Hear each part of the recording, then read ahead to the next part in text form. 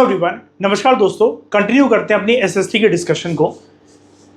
आज के लेक्चर में दोस्तों हम बात करेंगे कि रेलेवेंस क्या है, इंपॉर्टेंस क्या है सोशल साइंस के सब्जेक्ट की, हमें क्या सीखने को मिलता है सोशल साइंस से। ठीक है, तो देखो सोशल साइंस की इंपॉर्टेंस इस फैक्ट में लाया करती है, ठीक है, कि हमारी जो रोज़मर्रा का जो हमारा जीवन होता है, जो डेली लाइफ एक्टिविटीज़ होती हैं, सिंपलेस्ट एक्टिविटीज़ जो हम डेली लाइफ में परफॉर्म करते हैं, वो कहीं ना कहीं कनेक्टेड है विद गवर्नेंस जो कि पॉलिटिकल साइंस के साथ कनेक्टेड है, इकोनॉमिक प्रोडक्शन जो कि इकोनॉमिक्स के सब्जेक्ट के साथ कनेक्टेड है, सोशल कोऑपरेशन जिसके अंदर हम सोसाइटी के साथ अपने आप को कनेक्ट करते हैं, और नेचुरल एनवायरनमेंट जहाँ पर आ जाती है हमारी ज्योग्राफी। ठीक है, तो सोशल साइंस के अंदर मेनली यही सारे पिलर्स होते हैं, history, geography, political science, economics. तो हमारी डेली लाइफ एक्टिविटीज इन चारों डिसिप्लिन्स के साथ कनेक्टेड है जो कि सोशल साइंस का अल्टीमेटली पार्ट है। इसका मतलब ये है कि हम जो भी डेली लाइफ के अंदर करते हैं, ठीक है, तो वो इंडिपेंडेंट तरीके से नहीं होता है, वो सारी चीज़ें कहीं ना कहीं इन चार पिलर्स के साथ, एसएसटी के इन चार पिलर्स के साथ कनेक्टेड है। हमारी जो ऑर्डिनरी एक्टिविटीज़ होती हैं डेली लाइफ की, वो एक इंटरकनेक्टेड सिस्टम की तरह वर्क करती है। कैसे, अभी हम एग्जाम्पल से उसको समझेंगे।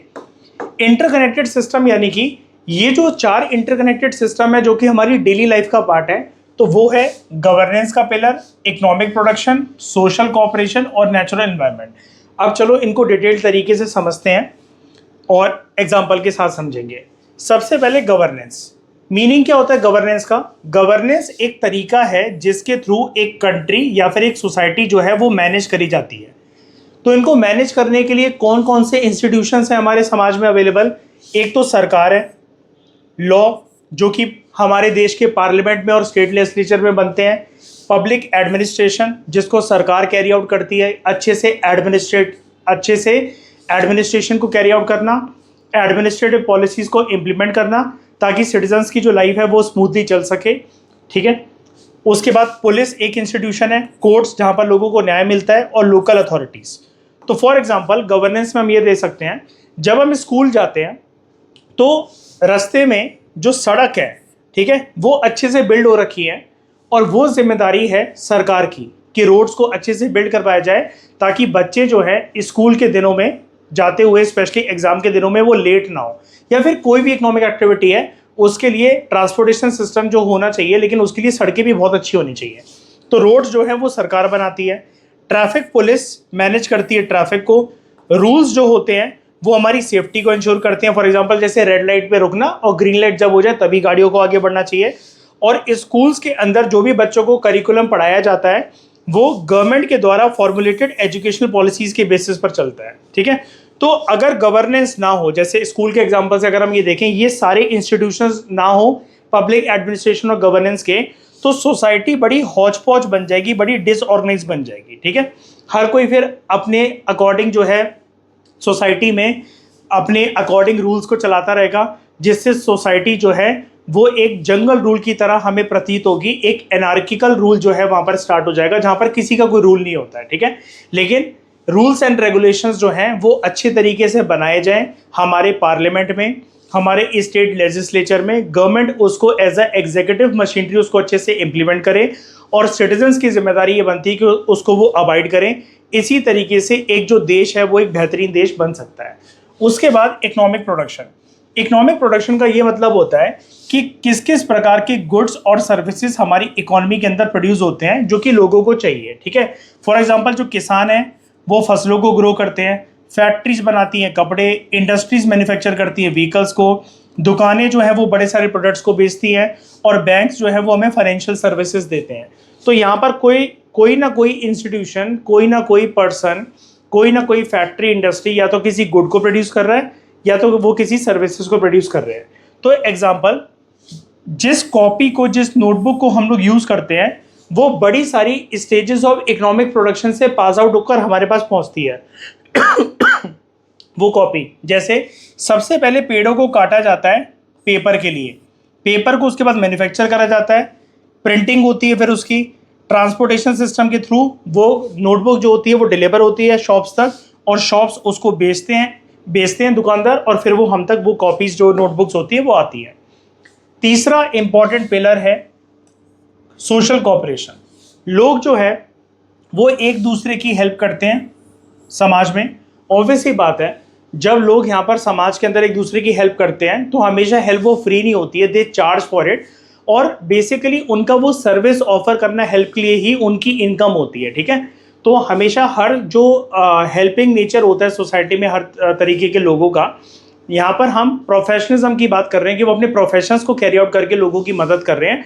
अगर वो लोग ना हो उन सर्विसेज को देने वाले तो बहुत सारे लोग जो हैं वो सफ़र कर सकते हैं। फॉर एग्जांपल डॉक्टर्स एक बहुत इंपॉर्टेंट सर्विस प्रोवाइड करते हैं लोगों की हेल्थ केयर के रिगार्डिंग, ठीक है।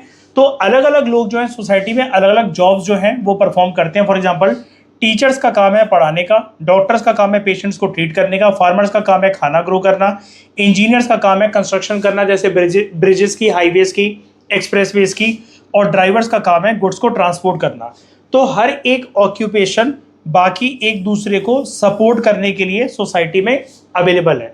ये जो सोशल कॉपरेशन है इससे सोसाइटी स्मूथ तरीके से फंक्शन कर सकती है। अगर आप यहाँ से किसी भी एक पिलर को निकाल दो, रोटी कपड़ा मकान तो बहुत इंपॉर्टेंट है, तो अगर आप फार्मर्स के पिलर को निकाल दो कि फार्मर्स खाना ग्रो ही ना करें, तो बाकी सारे जो लोग जो अपने प्रोफेशंस को कैरी आउट कर रहे हैं क्या वो कर पाएंगे जब खाना ही अवेलेबल नहीं होगा, ठीक है। डॉक्टर्स ही अवेलेबल ना हो तो जो लोग बीमार होंगे, ठीक है, वो अपना इलाज कैसे करवाएंगे। सोसाइटी में अगर टीचर्स ही अवेलेबल ना हो तो लोग शिक्षित जो होंगे, एजुकेटेड जो बनेंगे, वो किसके थ्रू बनेंगे, आगे जाके उनको जॉब्स और डिग्रीज वगैरह कौन ही दिलवाएंगे अगर स्कूल ना हो और टीचर्स वगैरह ना हो। तो ये सारे इंपॉर्टेंट पिलर्स हैं जो कि हमारी लाइफ को एक अच्छी जिंदगी बनाते हैं, ठीक है। और ये सोशल कोऑपरेशन का एक पिलर है। उसके बाद बात आती है नेचुरल एनवायरनमेंट की। नेचुरल एनवायरनमेंट के अंदर जनरली फ्लोरा और फौना की हम लोग बात करते हैं। जैसे एनवायरनमेंट हमें देता है पानी, अच्छी हवा, सॉइल, मिनरल्स, फॉरेस्ट, रिवर्स और क्लाइमेट। तो ह्यूमन एक्टिविटीज़ जो होती है वो कहीं ना कहीं इन नेचुरल रिसोर्सेज के ऊपर डिपेंडेंट है। फॉर एग्जांपल खेती बाड़ी जो होती है, जो किसान अगर खेती बाड़ी करता है तो वो डिपेंडेंट है फर्टाइल सॉइल के ऊपर और रेनफॉल के ऊपर। फिशिंग एक्टिविटीज़ जो होती हैं वो रिवर्स और ओशंस की वेलबींग के ऊपर डिपेंडेंट है। और हाइड्रो इलेक्ट्रिसिटी, ठीक है, पानी से बनने वाली जो बिजली होती है वो भी नदियों के ऊपर डिपेंडेंट है, ठीक है। नदी का फ्लो अगर अच्छा होगा तो हाइड्रो इलेक्ट्रिसिटी उतनी ही अच्छी तरीके से जनरेट होगी। तो सोशल साइंस बेसिकली हमें ये समझाती है कि कैसे ये सारे के सारे सिस्टम जो हैं वो आपस में कोऑर्डिनेट करके वर्क करते हैं। और ये सोशल साइंस के सारे जो पिलर्स हैं, economics, history, geography, political science, तो हमारी डेली जिंदगी सोसाइटी, इकोनॉमी, गवर्नेंस और नेचर के साथ कनेक्टेड है, as well as historical aspects के साथ भी कनेक्टेड है। यहाँ पर इन्होंने हिस्ट्री के साथ कनेक्ट करते हुए इसको अभी के लिए नहीं बताया, लेकिन हम प्रीवियस लेक्चर में इसको पढ़ चुके हैं कि कैसे सोशल साइंस का डिसिप्लिन हिस्टोरिकल एस्पेक्ट्स के साथ भी कनेक्टेड है। जैसे for example Indian national movement, ठीक है, हमें इंडियन नेशनल मूवमेंट के बारे में पढ़कर ये पता लगता है कि कैसे कुछ लोगों ने हमारे देश के लिए कुर्बानी दी और हमारे देश को आज़ाद करवाया। अगर वो लोग उस टाइम पर वो इनिशिएटिव्स नहीं लेते, वो अपनी ज़िंदगी को कुर्बान नहीं करते, तो आज हम हो सकता है कि अभी तक अंग्रेज़ों की गुलामी कर रहे होते, ठीक है। अब यहाँ पर आपको आपकी एनसीईआरटी बताती है कि सोशल साइंस के डिसिप्लिन को आपको अपनी इमीडिएट सराउंडिंग्स के बियॉन्ड भी जाकर देखना चाहिए, जहाँ पर आपको सोशल साइंस के डिसिप्लिन का एक वास्ट नेचर, एक वास्ट एस्पेक्ट, एक वास्ट इंटरकनेक्टेडनेस देखने को मिलेगी। कैसे? यहाँ पर यह बोला जा रहा है कि अगर आप सिर्फ अपने पर्सनल एक्सपीरियंसेस को देखते हो तो उसके बियॉन्ड जाकर अगर आप देखो सोसाइटी को एज अ होल, अगर आप कंसिडर करो बियॉन्ड आपका घर और आपका जो पड़ोस है उसके बियॉन्ड जाकर अगर आप देखो तो आपको बहुत सारे इंपॉर्टेंट क्वेश्चंस देखने को मिलेंगे। और उन क्वेश्चंस को सोशल साइंस की स्टडीज जो है, सोशल साइंस के ये जितने भी पिलर्स हैं ये एड्रेस कर सकते हैं, ठीक है। और ये जितने भी क्वेश्चंस हैं ये किसी न किसी प्रॉब्लम को रिफ्लेक्ट कर रहे हैं। अब दोस्तों हमारी एनसीईआरटी में, ये नई वाली एनसीईआरटी में जो सृष्टि की है, इसके अंदर इस टॉपिक से रिलेटेड 7 इंपॉर्टेंट क्वेश्चंस दे रखे हैं जिनके आंसर्स हमारी एनसीईआरटी में मिसिंग है। उनका कोई आंसर नहीं है, वो आपको बोल रखा है कि आप उस पर सोच विचार करो और अपने अकॉर्डिंग आप उसको आंसर दो। मैंने प्रॉपर सिस्टमैटिक वे में आपके लिए यहाँ पर आंसर्स भी लिखे हुए हैं क्वेश्चंस को एड्रेस करने के बाद, ठीक है। तो सबसे पहले देखते हैं हम क्वेश्चंस। 4 क्वेश्चंस आपको यहाँ मिलेंगे और बाकी 3 क्वेश्चंस जो है वो आपको अगली स्लाइड में हम देखेंगे, उसको देखने को मिलेंगे। तो सबसे पहले हम पहले क्वेश्चन को एड्रेस करते हैं। सबसे पहला क्वेश्चन हमें ये बोल रहा है, ऐसा क्यों होता है कि कुछ लोग जो है वो क्राउडेड सिटीज के अंदर रह रहे हैं और कुछ लोग जो हैं वो गांव के अंदर रह रहे हैं। स्कैटर्ड विलेजेस के अंदर वो रह रहे हैं। अब आप कहोगे कि सर लोगों की मर्जी, लोगों की चॉइस है, उनको रहना है गांव में तो वो गांव में रह रहे हैं, उनको अगर रहना है शहर में तो वो शहर में रह रहे हैं। दिल्ली जैसी जगह में जब इंसान रहता है तो उसको बड़ा बड़ा जो है पॉल्यूशन, क्राउडेड एनवायरनमेंट, ये सब फेस करने को मिलता है, लेकिन फिर भी शांतिपूर्वक जीवन वो गांव में लोग बिता सकते हैं। लेकिन दिल्ली वाले दिल्ली को छोड़ने को तैयार नहीं होते हैं। और सिमिलरली गांव के लोग जो होते हैं उनको शहर में जाकर और अच्छी सुविधाएं, फैसिलिटीज़, बच्चों को अच्छे से पढ़वाना और ज़्यादा इनकम की सोर्सेज जनरेट करना, ये सारी अपॉर्चुनिटीज़ मिल सकती हैं, लेकिन वो फिर भी गांव को छोड़ने के लिए तैयार नहीं होते हैं। तो हमें इस क्वेश्चन में ये जानना है कि लोगों की साइकोलॉजी ऐसी क्यों है कि शहर में रहने वाला व्यक्ति वो शहर में ही रह रहा है इतनी सारी प्रॉब्लम्स को फेस करने के बाद, और गांव में रहने वाला व्यक्ति जिसकी अलग प्रकार की समस्याएं फिर भी वो गांव में रह रहा है, ऐसा क्यों होता है? तो देखो, अलग अलग रीजन्स अलग अलग तरीके से डेवलप होते हैं। जैसे आज जो शहर है हमारे देश में, आज जो सिटीज़ और टाउन्स हैं वो भी कभी ना कभी गांव ही थे एक टाइम पर, उनकी डेवलपमेंट हुई तो वो सिटीज़ और टाउन्स के अंदर कन्वर्ट हो गए। सिटीज़ जो है वो क्राउडेड इसलिए हो जाती हैं, ठीक है, बिकॉज वहाँ पर एम्प्लॉयमेंट के लिए, रोजगार का अवसर ढूंढने के लिए लोग जो है वो माइग्रेट करते हैं गाँव से शहरों की तरफ। सिटीज़ में बड़ी सारी इंडस्ट्रीज़ हैं, कॉलेजेस हैं, हॉस्पिटल्स हैं, ट्रांसपोर्टेशन सिस्टम बहुत एग्जॉस्टिव है, अच्छा भी है, और बिजनेस अपॉर्चुनिटीज़ बहुत सारी हैं। तो लोग जो है बेसिकली गांव से होते हुए शहर की तरफ अट्रैक्ट हो जाते हैं, ठीक है। और विलेजेस में क्या है, विलेजेस में लोगों की खेती बाड़ी वाली ज़मीन है जिसको लोग छोड़ने को तैयार नहीं है। वहाँ पर पॉपुलेशन कम है, ओपन एंड ज़्यादा है। जैसे शहर में क्या होगा, अगर आप रोड पे चलोगे तो एक दूसरे से आप टकराओगे, एक दूसरे के ऊपर से आप लांग लांग कर जाओगे, ठीक है। आप रोड पे भी पैदल चलो तो बिना टकराए आप इजीली मार्केट में, शहरों की मार्केट में चल नहीं सकते हो। गांव में लेकिन क्या है कि ओपन एनवायरनमेंट है, ओपन लैंड है, वहाँ पर जो डेंसिटी ऑफ पॉपुलेशन होती है, डेंसिटी ऑफ पॉपुलेशन का ये मतलब होता है 1 स्क्वायर किलोमीटर के अंदर कितने लोग रह रहे हैं। भसड़ जो है बेसिकली गांव में कम है, ठीक है। शहरों में वो चीज़ बहुत ज़्यादा आपको देखने को मिलती है, और इंडस्ट्रीज भी बहुत कम है। तो यानी कि एनवायरमेंटली भी अगर देखें, पॉल्यूशन वाइज भी देखें तो गाँव में पॉल्यूशन कम होता है, ठीक है। तो सोशल साइंस के अंदर हम यही चीज़ जानने की कोशिश करते हैं कि कैसे पॉपुलेशन डिस्ट्रीब्यूटेड है सिटीज़, टाउन्स और विलेजेस के अंदर, अर्बनाइजेशन कैसी हो रही है, क्या किसी गांव के अंदर आगे चलकर ये पोटेंशियल है कि वो गांव आगे चलकर एक मेट्रोपॉलिटन सिटी के अंदर कन्वर्ट हो जाए। लोग क्यों माइग्रेट करते हैं, हम उसके रीजन जानने की कोशिश करते हैं कि ऐसा क्यों है कि कुछ लोग गांव को छोड़कर शहर गए। देखो, जिन लोगों ने शहर को शहर बनाया, जिसकी आबादी बढ़ा रखी है शहर की, वो भी कभी ना कभी गांव का ही पार्ट थे, गांव का ही हिस्सा थे, ठीक है। तो ऐसा क्यों हुआ कि वो माइग्रेट कर गए, और डेवलपमेंट जो है वो किस प्रकार से हो रही है किसी गांव में या किसी शहर में। शहर अगर उन्नति के रास्ते पर है, डेवलपमेंट के रास्ते पर है, तो उसकी क्या फर्दर डेवलपमेंट हो सकती है। और एक गांव जो अभी पिछड़ा हुआ है, क्या वहां पर कल को आगे चलकर वो कन्वर्ट हो सकता है क्या किसी सिटी या टाउन के अंदर? क्या वहां पर शॉपिंग कॉम्प्लेक्सेस, अच्छे अच्छे ब्रांड्स, मैकडोनल्ड्स, डोमिनोज, ये सब ओपन हो सकते हैं कि नहीं हो सकते हैं? ये चीज़ों को हम एड्रेस करते हैं सोशल साइंस की स्टडीज़ में, ठीक है। पहला क्वेश्चन हमारा क्लियर हो गया। दूसरा क्वेश्चन, ऐसा क्यों होता है कि कुछ कम्युनिटीज़ जो हैं वो अलग अलग भाषा बोलती हैं और अलग अलग ट्रेडिशंस को फॉलो करती हैं? पूरे देश में लोग एक ही जैसी भाषा और एक ही जैसे रीति रिवाज, परंपराओं को फॉलो क्यों नहीं करते? हर एक कम्युनिटी के देखो खुद की अपनी लैंग्वेज होती है, जिसका लिंक जो है हिस्टोरिकल एस्पेक्ट के साथ जुड़ा होता है। हर एक कम्युनिटी का अपना खुद का कल्चर है, खुद के कस्टम्स हैं, खुद के फेस्टिवल्स हैं। फेस्टिवल को मनाने का तरीका भी अलग है। लोगों की अपने अपने घरों में, अपने अपने एरियाज में फूड हैबिट्स अलग है, क्लोथिंग स्टाइल अलग है, रिलीजियस प्रैक्टिसेस अलग हैं।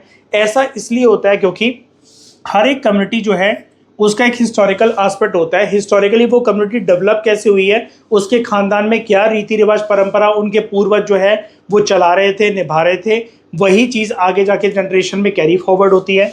अलग अलग जगह पर लोगों की ज्योग्राफी अलग है, जिसके हिसाब से उनका, लोगों का खाना, रहन सहन और पहनावा बदल जाता है, क्लाइमेट की वजह से बदलता है। लोग जब माइग्रेट करते हैं तो हो सकता है कि लोग गांव से शहर की तरफ जाएं तो गांव में उनका पहनावा, उनका रहन सहन, उनका तरीका, उठने बैठने का तरीका अलग हो। शहर में जाकर शहर की जब हवा लग जाए तो लोग अलग तरीके से बिहेव करने लग जाएं।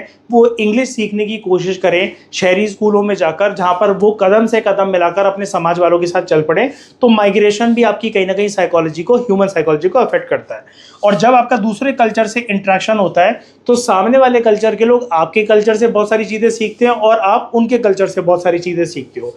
तो इंडिया के अंदर सैकड़ों भाषा बोलने वाले जो लोग हैं वो रहते हैं, ठीक है, यहाँ पर अलग अलग रीजन्स हैं जो कि इंडिपेंडेंट तरीके से इवॉल्व हुआ है over long period of history. ठीक है, तो सोशल साइंस हमें बेसिकली इस डाइवर्सिटी को एक्सप्लेन करने में मदद करती है कि लोगों के अंदर linguistic diversity, religious diversity, customs को लेकर डाइवर्सिटी, फेस्टिवल्स को मनाने के लिए डाइवर्सिटी, ये कैसे एग्जिस्ट करती है भारत जैसे देश में। भारत आप जानते हो, इंडिया हमारी एक ऐसी कंट्री जहाँ पर डाइवर्सिटी सबसे ज़्यादा दुनिया की सभी कंट्रीज़ के कंपैरिजन में एग्जिस्ट करती है। हर एक चीज़ की डाइवर्सिटी, भाषा की डाइवर्सिटी यहाँ पर सबसे ज़्यादा, धर्मों की डाइवर्सिटी यहाँ पर सबसे ज़्यादा, food habits, customs, clothing styles, dressing style, religious जो प्रैक्टिसेस होती है, हर सोशल नॉर्म, सोशल कल्चर, हर चीज़ को लेकर डाइवर्सिटी हमारे देश में बहुत ज़्यादा है एज़ कम्पेयर टू कोई भी कंट्री अगर आप वर्ल्ड की उठा लो।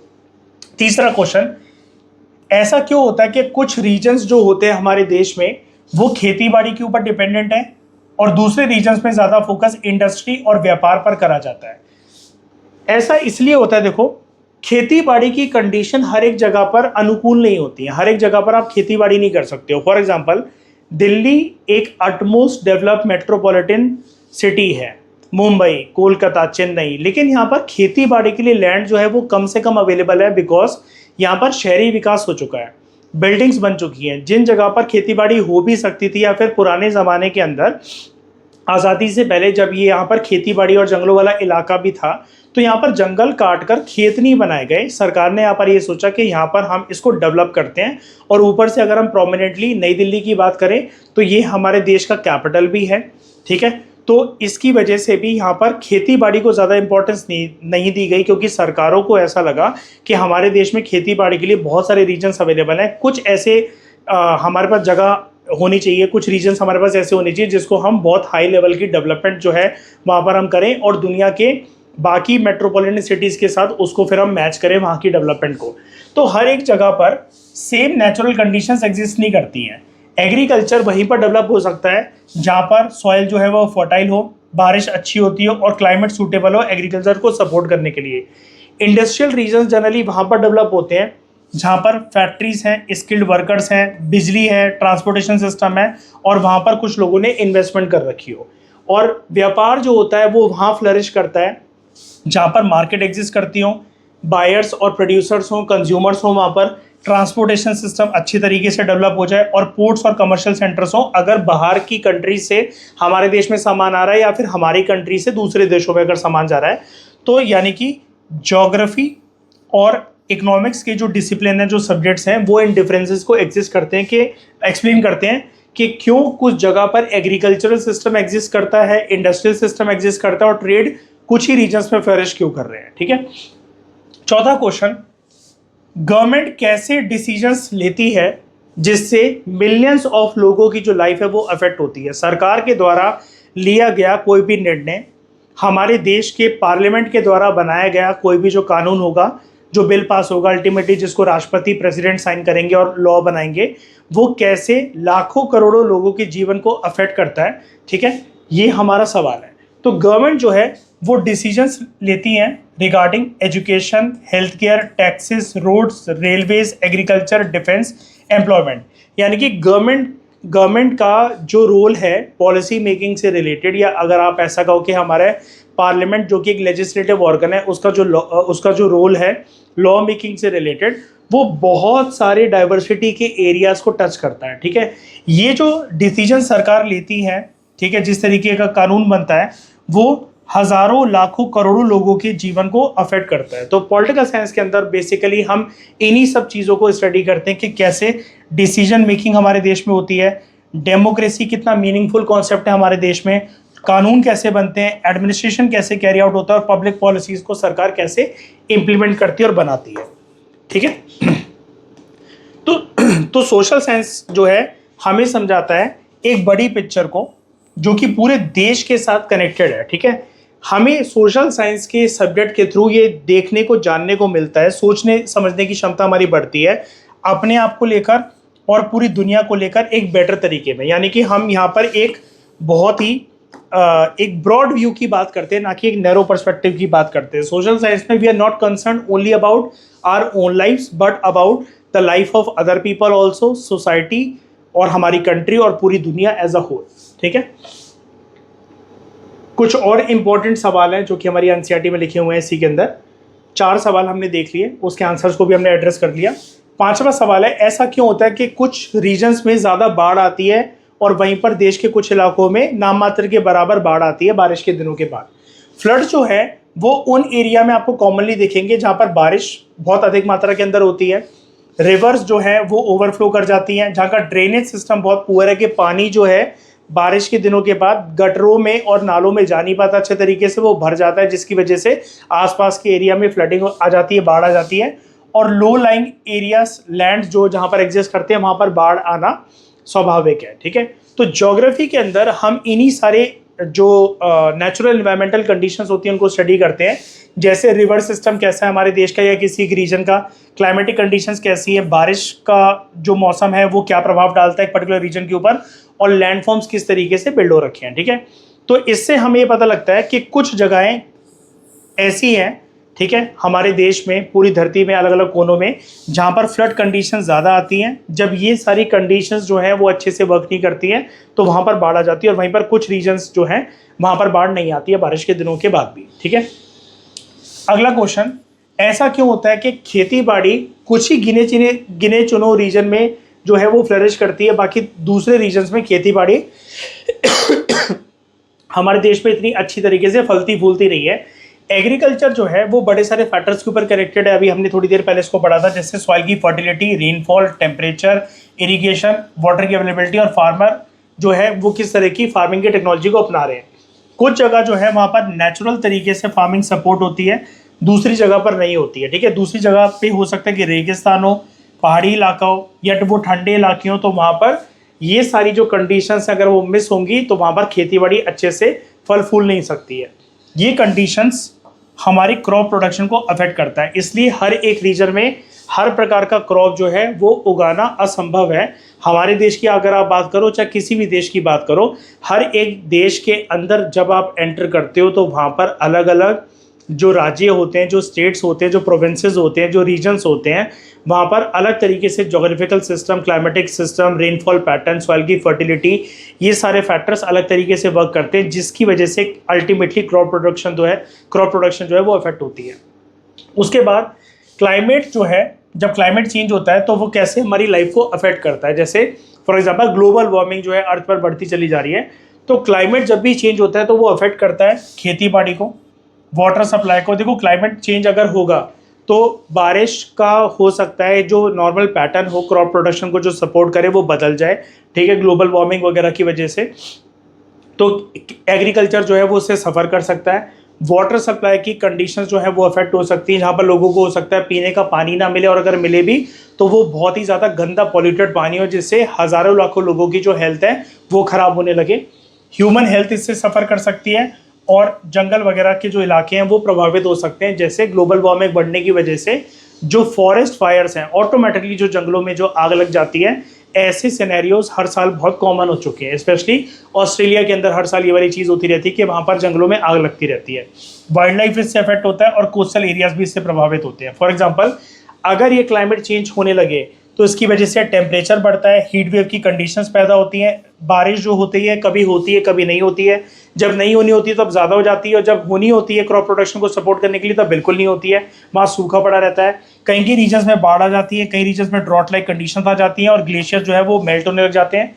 ग्लेशियर जब मेल्ट होते हैं तो उनका जो पानी जो कि पीने लायक जो है यूज़ करा जा सकता था, वो समुद्रों में जाकर जो है मिलने लग जाता है, जिसकी वजह से सी लेवल जो है वो राइज होने लग जाता है। आसपास की जो कोस्टल इलाके होते हैं, ठीक है, जो कोस्टल कंट्रीज़ होती है, जो आइलैंड कंट्रीज़ होती हैं, उनके डूबने की संभावना बढ़ जाती है।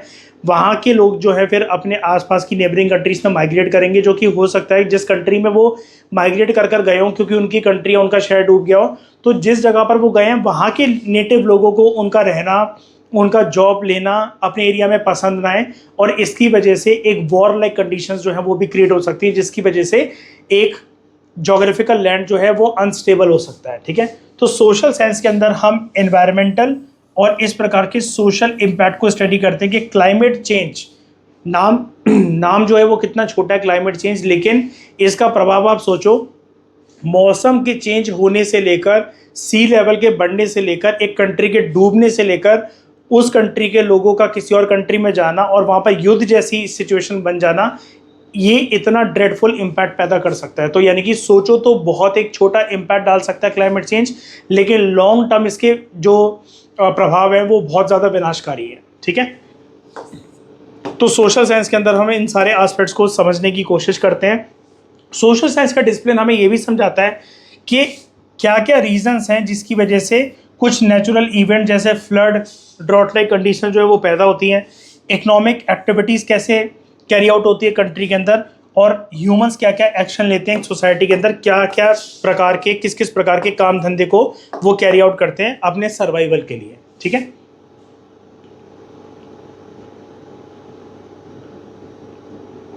तो ये 7 क्वेश्चन दोस्तों हमने कवर कर लिए जो भी हमारी एनसीईआरटी में थे। उसके बाद हमारा अगला टॉपिक है कौन कौन से ऐसे फैक्टर हैं जो कि सोसाइटी को शेप करते हैं। ठीक है, सोसाइटी को अफेक्ट करने वाले, सोसाइटी को इन्फ्लुएंस करने वाले ऐसे कौन कौन से फैक्टर्स हमें देखने को मिलते हैं। तो बड़े सारे फैक्टर्स जो हैं वो साथ में मिलकर काम करते हैं जिसकी वजह से सोसाइटी को एक नया मोड़ मिलता है। सबसे पहले तो हिस्टोरिकल फैक्टर्स। हिस्ट्री हमें ये बताती है कि कौन कौन सी चीज़ें पास्ट में हुई थी, सिविलाइजेशंस कैसे डेवलप हुए, सोसाइटीज़ कैसे चेंज हुई। पास्ट में जो इवेंट्स हुए हैं वो आज की दुनिया को अफेक्ट करते हैं। फॉर एग्जांपल, इंडिया का जो फ्रीडम स्ट्रगल का पूरा फेज था, इंडियन नेशनल मूवमेंट जब हमारे देश में हुई थी, उसकी वजह से मॉडर्न डेमोक्रेसी जो है उसको अपना एक नया रूप मिला। क्योंकि इससे पहले हमारे देश में प्रिंसली स्टेट्स हुआ करती थी, हमारे देश की कोई परिभाषा थी नहीं, ना ही हमारे देश के पास कोई संविधान था, कॉन्स्टिट्यूशन था, ना ही लोगों को ये पता था कि हमारे फंडामेंटल राइट्स क्या होते हैं।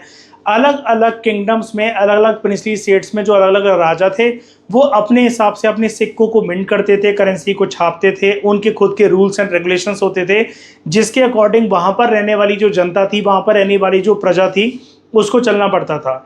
अगर ये आज़ादी की लड़ाई नहीं हुई होती, हमने अंग्रेज़ों को नहीं भगाया होता, तो ना ही हमारा कॉन्स्टिट्यूशन होता। ठीक है, वो राजा महाराजा अलग अलग रियासतों में आज भी रह रहे होते। आप जिस रियासत के पार्ट होते तो आपको कुछ और रूल्स एंड रेगुलेशंस फॉलो करने पड़ते, मैं जिस किंगडम का पार्ट होता वहाँ पर कुछ और रूल्स एंड रेगुलेशंस हमें फॉलो करने पड़ते। लेकिन आज़ादी की लड़ाई की वजह से ही मॉडर्न डेमोक्रेसी जो है वो भारत के अंदर जो है वो पनप कर आई है, उभर कर आई है। ठीक है, उसके बाद है दूसरा फैक्टर जो कि अफेक्ट करता है हमारी सोसाइटी को, डेट इज ज्योग्राफी। ज्योग्राफी हमारे देश में अफेक्ट करती है क्लाइमेटिक कंडीशंस को, एग्रीकल्चर को, ट्रांसपोर्टेशन कंडीशंस को, पॉपुलेशन को, और लोग कौन कौन सी जगह पर सेटल होना पसंद करते हैं, पहाड़ी इलाकों पे, प्लेन रीजन्स में, कोस्टल इलाकों में। फॉर एग्जांपल, जो लोग माउंटेनियस रीजन्स में रहते हैं, पहाड़ी इलाकों पे रहने वाले जो लोग हैं, उनका रहना सहना बहुत अलग तरीके से कैरी आउट होता है एज कम्पेयर टू जो लोग समुद्रों के पास, सीज के पास, रिवर्स के पास रहते हैं। फिर कुछ इंस्टीट्यूशंस भी हमारी सोसाइटी को अफेक्ट करते हैं, जैसे सरकार की पॉलिसी मेकिंग, स्कूल का करिकुलम, कोर्ट, बैंक्स, हॉस्पिटल्स। ये सारी चीज़ें जो हैं, ये सारे जो इंस्टीट्यूशंस हैं, ये हेल्प करते हैं कि सोसाइटी स्मूथ तरीके से फंक्शन कर सके। अभी हमने पढ़ा था कि यहाँ पर अलग अलग इंस्टीट्यूशंस में जो अलग अलग लोग प्रोफेशंस को कैरी आउट कर रहे हैं वो कहीं ना कहीं हमारे जीवन के ऊपर इम्पैक्ट डालते हैं, और हमें क्योंकि उनकी हेल्प चाहिए पड़ती है, उनकी सर्विसेज को लेने के लिए हम उनको पे करते हैं, तो हमारे थ्रू वो सर्वाइव कर रहे हैं और उनके थ्रू हम सर्वाइव कर रहे हैं। ठीक है, ऐसे सोसाइटी जो है एक मीनिंगफुल प्लेस बनती है रहने के लिए लोगों के। फिर कुछ रिसोर्सेज भी अफेक्ट करते हैं हमारे जीवन को, जैसे water resources, land resources, forest, minerals और एनर्जी रिसोर्सेज, जिसके थ्रू हम उन रिसोर्सेज को, उन मिनरल्स को एक्सट्रैक्ट करते हैं, हमारे घरों में हम उनको यूज़ करते हैं, अपनी लाइफस्टाइल को हम उससे बेटर बनाते हैं। ठीक है, और सोसाइटी में बड़ी सारी चीज़ें उन रिसोर्सेज से नई नई चीज़ें इन्वेंट होती हैं। For example, solar panels. ठीक है, सोलर पैनल्स ये जो टेक्नोलॉजी थी सोलर पैनल्स की, ये आज से आपको 200 साल पहले, 300 साल पहले देखने को नहीं मिलेगी। लेकिन अब जब से ये टेक्नोलॉजी आ गई है तो लोगों के पास एक माध्यम ही आ गया कि जीवन भर के लिए आप अपने बिजली के बिल को टाटा बाय बाय कर सकते हो, क्योंकि ये नई टेक्नोलॉजी इन्वेंट हो गई है कि सूरज की फ्री की रोशनी से, अगर आप सनलाइट प्रोन रीजन में रहते हो जहाँ पर धूप आती है, तो सोलर पैनल आपके लिए बेस्ट ऑप्शन है। ठीक है, जिससे आप जीवन भर के लिए बिजली के बिल से मुक्ति पा सकते हो। उसके बाद ह्यूमन चॉइसेस, इंसानों के द्वारा लिए गए डिसीजंस भी समाज को अफेक्ट करते हैं। फॉर एग्जांपल, लोग कौन सी सरकार को, कौन सी पार्टी को वोट करते हैं। ठीक है, कितने लोग एक समाज के अंदर एजुकेटेड हैं, किस प्रकार के बिजनेसेस को लोग कैरी आउट करते हैं, देश में क्या क्या चीज़ें इन्वेंट हो रही हैं, इनोवेट हो रही हैं, और लोगों के अंदर कितनी जागरूकता है रिसोर्सेज कंजर्वेशन को लेकर या फिर सस्टेनेबल डेवलपमेंट के कॉन्सेप्ट को मानने तक। सस्टेनेबल डेवलपमेंट का कॉन्सेप्ट आप जानते हो, बचपन से आप पढ़ रहे हो, meeting the needs of present generation without compromising the needs of future generation, कि आपको आज के जो अवेलेबल रिसोर्सेज हैं उनको इस प्रकार से यूज करना है कि फ्यूचर जनरेशन के लिए उसकी कमी ना हो, फ्यूचर जनरेशन को उसका अभाव फील ना हो, उसकी कमी फील ना हो।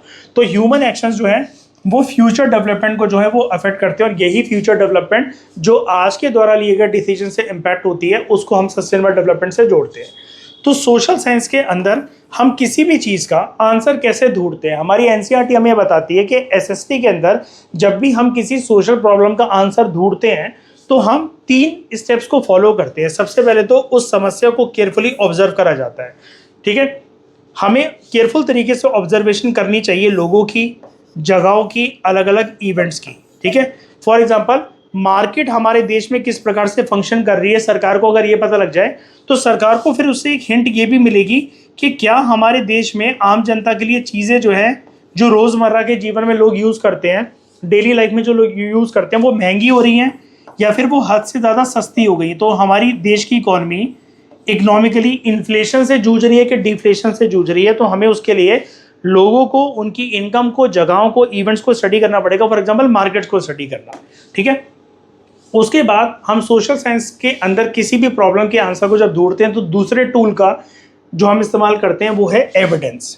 एविडेंस के अंदर बहुत सारी चीज़ें आ जाती है, जैसे डॉक्यूमेंट्स को कलेक्ट करना, सर्वे कंडक्ट करना, मैप्स ड्रॉ करना, हिस्टोरिकल रिकॉर्ड्स को चेक करना, स्टैटिस्टिकल एनालिसिस को प्रिपेयर करना और कुछ फोटोग्राफ्स वगैरह कलेक्ट करना, ठीक है। इससे होता क्या है कि किसी भी एक एरिया को अगर कॉम्प्रिहेंसिव तरीके से स्टडी करा जा रहा है तो वहाँ के जो भी सोशल पैरामीटर्स हैं उसके आंकड़े हमारे पास प्रॉपर तरीके से आ जाते हैं। फॉर एग्जांपल, इसका रियलिस्टिक एग्जांपल मैं आपको एक बताता हूँ। जैसे दोस्तों, एक स्पेशल तरीके का सर्वे होता है हमारे देश में जो कंडक्ट होता है हर 10 साल के बाद, और वो होता है सेंसस, जनगणना कहते हैं हम इसको हिंदी में। लास्ट सेंसस जो कंडक्ट हुआ था वो हुआ था 2011 में। हर 10 साल के बाद ये कंडक्ट होता है। अगला सेंसस कंडक्ट होना था साल 2021 में, लेकिन उस टाइम पर कोविड की सेकेंड वेव चल रही थी तो सरकार ने इसका प्लान कैंसिल कर दिया था।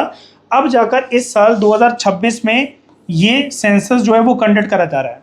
तो सेंसस क्यों कंडक्ट करा जाता है? डेमोग्राफिक इंफॉर्मेशन को कलेक्ट करने के लिए। डेमोग्राफिक क्या होता है? पॉपुलेशन से रिलेटेड जो भी इंफॉर्मेशन होती है, birth rate, death rate, literacy rate, कितनी औरतें स्कूल, कितनी जो बच्चियां वो स्कूल जा पाई हैं, कितनी जो औरतें वो पढ़ी लिखी हमारे देश के अंदर, कौन कौन से रीजन ज़्यादा डेवलप्ड है, कौन कौन से रीजन्स के अंदर इंफ्रास्ट्रक्चर फैसिलिटीज़ की कमी है, कहाँ पर सड़कें पक्की हैं, कहाँ पर लोग आज भी एरिया के, किसी एक एरिया के लोग जो है, बच्चे जो है वो नदी नालों को क्रॉस करके स्कूल जाते हैं। तो ये सारी चीज़ें हमें सेंसस से पता लगती हैं। तो उसके लिए ये documents, maps, statistics, photograph, historical records, survey वगैरह को कंडक्ट करना, लोगों से पूछना कि आप इस देश में जो रह रहे हो तो खुश हो कि नहीं हो। जैसे हैप्पीनेस रिपोर्ट एक निकलती है, हैप्पीनेस इंडेक्स हमारे देश का प्रिपेयर होता है, तो उसमें लोगों से पूछा जाता है कि आप क्या इस देश में खुश हो कि नहीं हो, आपको लगता है कि सरकार आपके लिए कुछ कर रही है कि नहीं कर रही है। तो यहाँ पर बात आ जाती है एविडेंस की। तीसरा इंपॉर्टेंट टूल है जिसके थ्रू हम सोशल साइंस के अंदर प्रॉब्लम्स को स्टडी करते हैं, वो है लॉजिकल रीजनिंग। लॉजिकल रीजनिंग में आ जाता है कि कभी भी आपको अब ज़रूरी नहीं है ये चीज़ हम सरकार के पर्सपेक्टिव से पढ़ रहे हैं, ये आम जनता के पर्सपेक्टिव से भी हो सकता है, क्योंकि सोशल प्रॉब्लम के लिए ज़रूरी थोड़ी है कि सरकार ही पढ़ेगी, आपका भी तो एक नज़रिया हो सकता है किसी सोशल प्रॉब्लम को स्टडी करने का। तो लॉजिकल रीजनिंग का मतलब क्या है कि अगर आपको किसी भी सोशल इवेंट को अगर देखना है तो आपको उसको क्रिटिकल तरीके से उसके बारे में सोचना चाहिए, इन्फॉर्मेशन को एनालाइज करना चाहिए, और कंक्लूजन्स आपको बनानी चाहिए only on the base of evidence, not on the basis of your opinions. कि आपको ऐसा लगता है, आपके लगने से कुछ नहीं होता, उस चीज़ का पुख्ता सबूत आपके पास होना चाहिए। तो सोशल साइंस का डिसिप्लिन हमारी मदद करता है कि सोसाइटी में रहने वाले लोगों के कैसे साइंटिफिक थिंकिंग और उनका साइंटिफिक टेम्परामेंट जो है वो डेवलप होता है। ठीक है,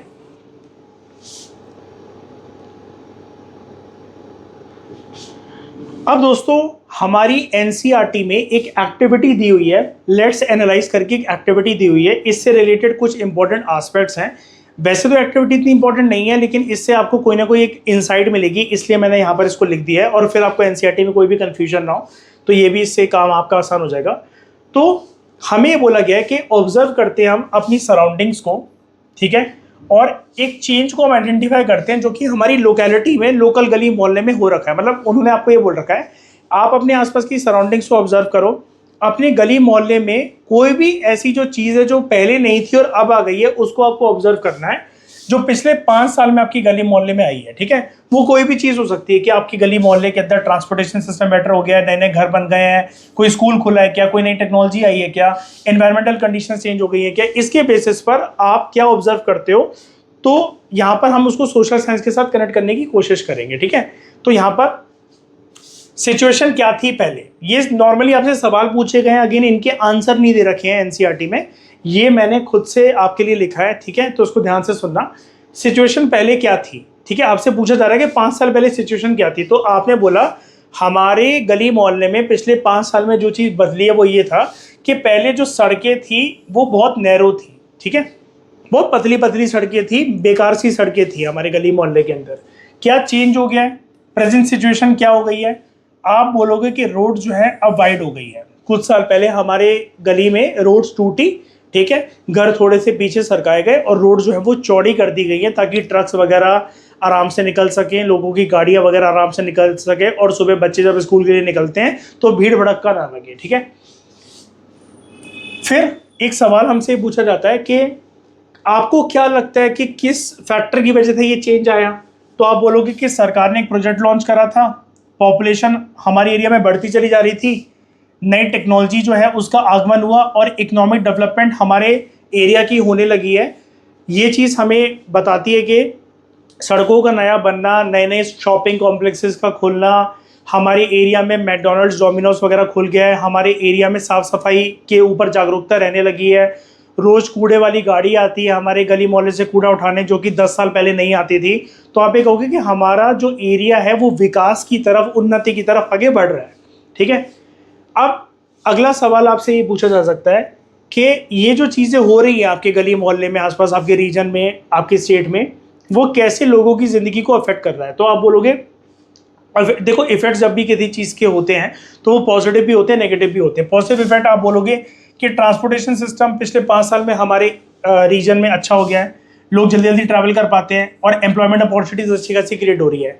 नेगेटिव इफेक्ट ये हो सकते हैं कि ज़्यादा डेवलपमेंट होने की वजह से, इंडस्ट्रीज वगैरह खुलने की वजह से आपके एरिया में पॉल्यूशन रहने लगा हो, ट्रैफिक कंजेशन रहने लगा हो, और ग्रीन स्पेसेस के अंदर कमी रहने लगी हो। ग्रीन स्पेस का मतलब पेड़ वगैरह जितने पहले थे अब उतने नहीं हो। ठीक है, तो ये एक्टिविटी से हम ये समझने की कोशिश करते हैं कि हमारी ऑब्जर्वेशन स्किल कैसी है, एनालिटिकल थिंकिंग कैसी है, कम्युनिकेशन स्किल्स कैसी हैं, और इससे हमारी ग्रुप डिस्कशन की एबिलिटी भी अफेक्ट होती है। ठीक है, मतलब सोशल साइंस बेसिकली क्या है, अगर हम सोशल साइंस में किसी भी चीज़ को क्रिटिकल थिंकिंग और लॉजिकल रीजनिंग के साथ देखेंगे तो ये सारी स्किल्स हमारे अंदर डेवलप हो जाती है। अब आप कहोगे सर कम्युनिकेशन स्किल और ग्रुप डिस्कशन एबिलिटी कैसे डेवलप होगी सोशल साइंस को पढ़ के, क्योंकि ये 5 चीज़ें जो आपके गली मोहल्ले में हुई है, ये जो मतलब कुछ चीज़ें जो आपकी गली मोहल्ले में हुई हैं पिछले 5 साल में, रोड्स का बनना, इंडस्ट्रीज का आना, ट्रांसपोर्टेशन सिस्टम का बेटर होना, एम्प्लॉयमेंट अपॉर्चुनिटीज का क्रिएट होना, तो इसको आपने फील करा है, इसको आपने ऑब्जर्व करा है केयरफुल तरीके से। आपने पिछले 5 साल से लेकर अभी तक उसको कंपेयर करा कि पहले हमारा शहर, पहले हमारा गली मोहल्ला कैसा दिखता था, अब कैसा दिखने लगा है। ठीक है, तो उससे आपकी कम्युनिकेशन की स्किल्स भी बढ़ती है, बिकॉज आप लोगों को अपने ऑब्जर्वेशन के बेसिस पर, जो आपने खुद से देखा है, फील करा है, वो जिंदगी आपने जी है, उसके बेसिस पर आप एक लॉजिकल आर्ग्यूमेंट एविडेंस के बेसिस पर लोगों को दे सकते हो। ठीक है, फिर उसके बाद हमारी एनसीईआरटी हमें बोलती है कि हमारी सोसाइटी एक कनेक्टेड स्टोरी है। हमारी डेली लाइफ के अंदर जो भी चीज़ें हम एक्सपीरियंस करते हैं, जो भी चेंजेस हम देखते हैं हमारे आसपास, वो कहीं ना कहीं सोशल साइंस के साथ कनेक्टेड है, और उसका कनेक्शन लोगों के साथ, जगहों के साथ और कुछ सिस्टम के साथ है। कोई भी एक्टिविटी जो हमारे आसपास होती है वो आइसोलेशन में नहीं होती है, अलग तरीके से नहीं हो रही होती है। सोशल साइंस हमें बताती है कि सारी चीज़ें कनेक्टेड हैं। फॉर एग्जाम्पल, ये ऐसे एग्जाम्पल्स हम पहले भी डिस्कस कर चुके हैं चैप्टर की स्टार्टिंग में। एक किसान है, वो बारिश के ऊपर डिपेंडेंट रहता है। ठीक है, सिटीजन्स जो हैं वो गाँव के ऊपर डिपेंडेंट रहते हैं, क्योंकि गाँव में खेती बाड़ी है, और वहीं से जब क्रॉप्स वगैरह जो उगेंगे तो हार्वेस्टिंग जब उनकी हो जाएगी, कटाई हो जाएगी, वो ट्रांसपोर्टेशन सिस्टम के थ्रू शहर वगैरह आएंगे और शहर के लोगों को ऐसे ही खाना मिलेगा। इंडस्ट्रीज जो हैं वो ट्रांसपोर्टेशन सिस्टम के ऊपर डिपेंडेंट है, टाइम पर रॉ मटेरियल्स वगैरह आ जाना चाहिए तभी इंडस्ट्रीज में वो सामान बन पाएगा।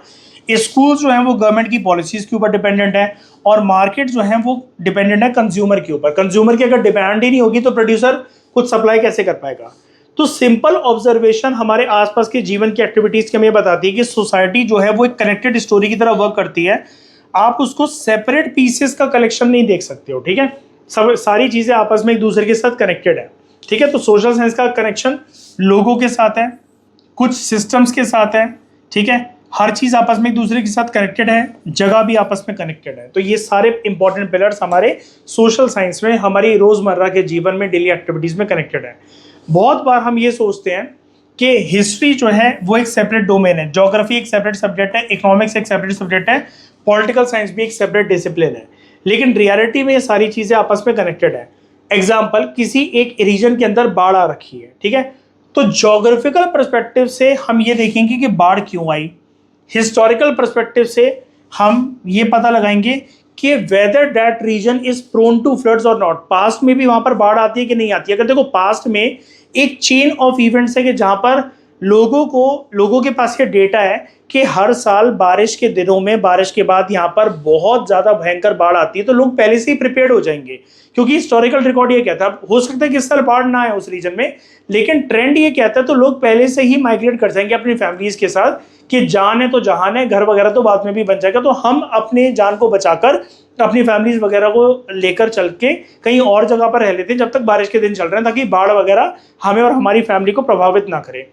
पॉलिटिकल साइंस के पर्सपेक्टिव से हम ये जानने की कोशिश करेंगे, जब बाढ़ आई थी सरकार का क्या रिस्पॉन्स था, क्या सरकार ने लोगों को फिर से फ्रेश घर बनवा कर दिए, नए घर बनवा कर दिए, क्या जो लोग डिस्प्लेस हो गए थे बाढ़ की वजह से, कि सरकार ने उनके लिए कोई रिहेबिलिटेशन प्रोग्राम लॉन्च करा, क्या उनके लिए कोई रहने की जगह बनाई, what about their food, what about their shelter, what about their clothing, what about के डेट कंडीशंस के जहां पर जो बच्चे थे उनका स्कूल जो इतने टाइम के लिए मिस हो गया जब बाढ़ वगैरह वहां पर चल रही थी, तो सरकार ने क्या कदम लिए वहां पर, ठीक है। और जस्ट अ मिनट, इकोनॉमिक्स के पर्सपेक्टिव से हम ये जानने की कोशिश करेंगे कि जब वहां पर बाढ़ आई उस रीजन के अंदर, तो उस पर्टिकुलर रीजन को कौन कौन से प्रकार के फाइनेंशियल लॉसेस हुए, और अब क्या वो रीजन सरकार की फाइनेंशियल मदद की वजह से, फाइनेंशियल एड की वजह से क्या वो रिकवर कर रहा है या नहीं कर रहा है, ठीक है।